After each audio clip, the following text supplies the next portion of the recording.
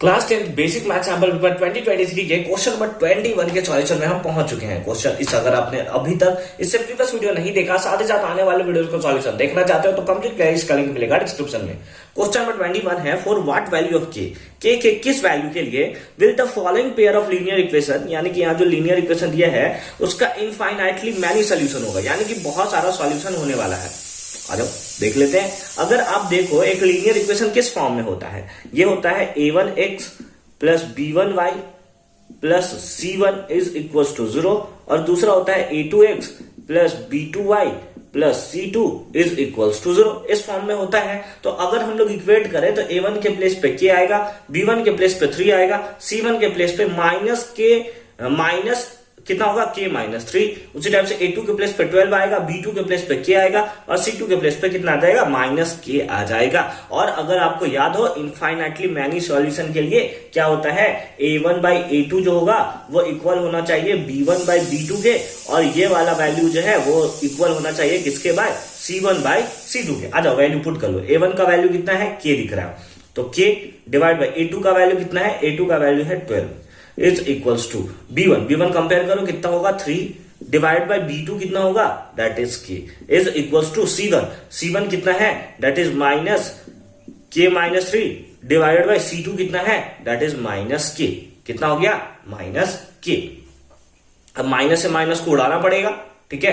अब आपको क्या करना पड़ेगा, k का वैल्यू चाहिए। k का वैल्यू वो वैल्यू आपको चाहिए जो इक्वेशन को दोनों मतलब जितना भी इक्वेशन सॉल्व करे सबको सेटिस्फाई करे। तो एक बार क्या करते हैं, इन लोग दोनों को सॉल्व करते हैं, यहां से k का वैल्यू आ जाएगा। तो अगर यहां से सॉल्व करें तो हमारे पास कितना आ जाएगा, k into k that is k square is equal to 12 3 जा 36। कितना आ गया, 12 3 जा 36। तो k is equal to square है, इधर जाएगा तो कितना आ जाएगा, रूट अंडर 36, और रूट अंडर 36 का वैल्यू कितना होता है, प्लस माइनस 6। कितना होता है, प्लस माइनस 6। तो यहां पर आया प्लस 6 और ये आया वैल्यू माइनस 6। लेकिन अभी तक हमें कंफर्म नहीं है कि ये वैल्यू प्लस होगा कि माइनस होगा। तो इसके लिए अब इस इक्वेशन को एक बार फिर से सॉल्व करना पड़ेगा, यानी कि हमें लिखना पड़ेगा नाउ हम लोग एक बार लिखेंगे 3 by k is equals to कितना, k minus 3 divided by k। यहां से k को सॉल्व करो और जो वैल्यू आएगा दोनों को जो सेटिस्फाई करेगा उस बेसिस पे हम लोग बता देंगे कि k का वैल्यू कितना होगा। क्रॉस मल्टीप्लाई करेंगे तो k into k that is k square, है ना, k into k square plus minus 3 into k that is 3k is equals to, ये भी कितना हो गया, 3k हो गया, ठीक है। अब ये माइनस में इधर आया, सॉरी ये प्लस में इधर आया तो माइनस में, तो k स्क्वायर और माइनस 3k ये इधर भी आ गया माइनस 3k, तो टोटल कितना हो गया, minus 6k is equal to 0।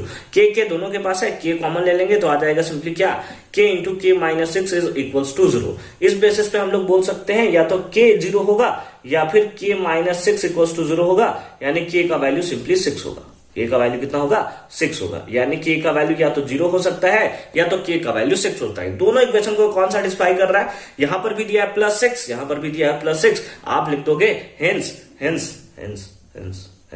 hence k equals to plus 6, k equals to plus 6 and this is the right answer of this question।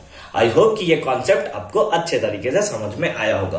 तो यहाँ पे हमारा 21 जो है क्वेश्चन नंबर कंप्लीट होता है अच्छे तरीके से। तो आप एकदम प्रॉपर फॉर्म में इसका सॉल्यूशन करके आओ एग्जामिनेशन में।